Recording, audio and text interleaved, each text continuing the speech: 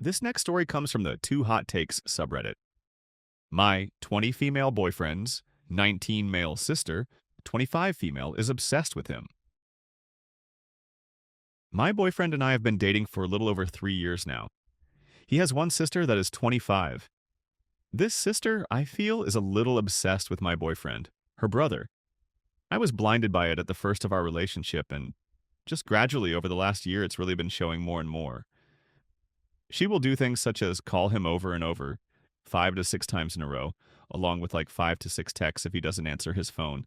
We will be doing things like hanging out with friends or being on a date, and she will do this just to see what he is doing.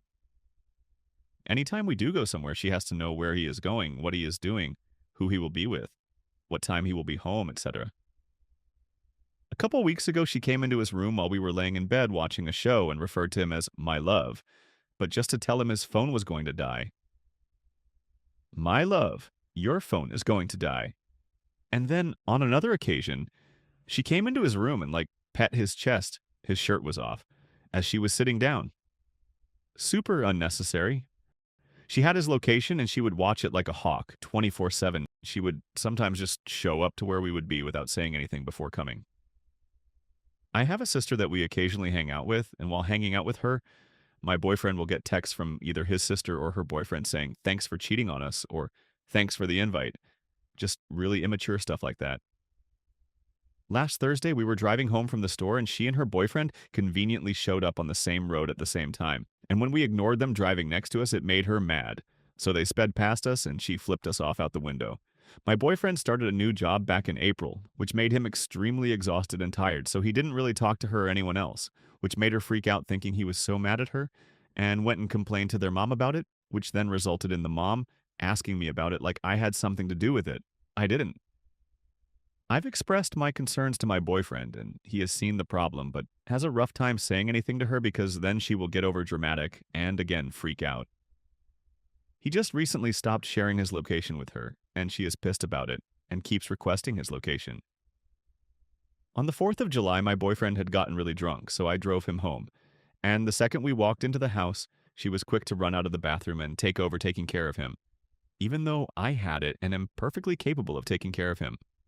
I just feel like she feels threatened and is low-key obsessed with her younger brother, and I don't know what to do. There is many other things that happen that I could never fit into this whole paragraph. Update. First off, the good news we're still together, and now we're engaged. Back in October, shortly after my original post, his sister finally moved out. That was amazing, and things calmed down for a while. Honestly, I've blocked out some of what happened, but there are a few major events I remember clearly. At the beginning of this year, my fiance and I were looking to buy a house about 35 to 45 minutes from our hometown. When we told his parents, his mom completely shut down and was obviously upset. She tried to list every reason why we shouldn't do it, but I had answers for everything.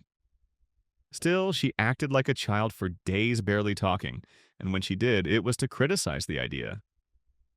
In the end, we didn't buy the house, partly due to her lack of support and partly for work-related reasons. Things stayed relatively calm for a couple more months, aside from the usual requests for his location.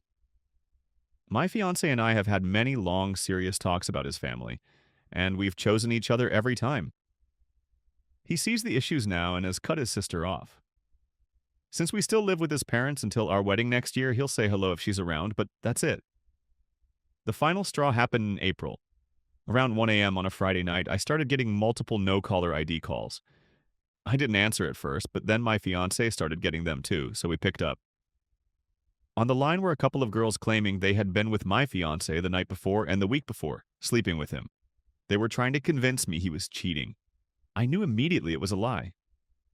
We recognized the voice. It was his sister and one of her friends.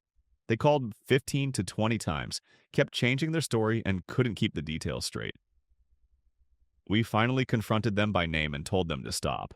I was furious and got on the phone, telling her, "This is why we don't talk to you anymore. You need to grow up. You're almost 30. My fiancé told his parents about the prank calls, but they denied she would ever do something like that. A few days later, she admitted it to him, laughed it off, and called it a joke. She didn't care and never apologized. That was the moment he completely cut her off.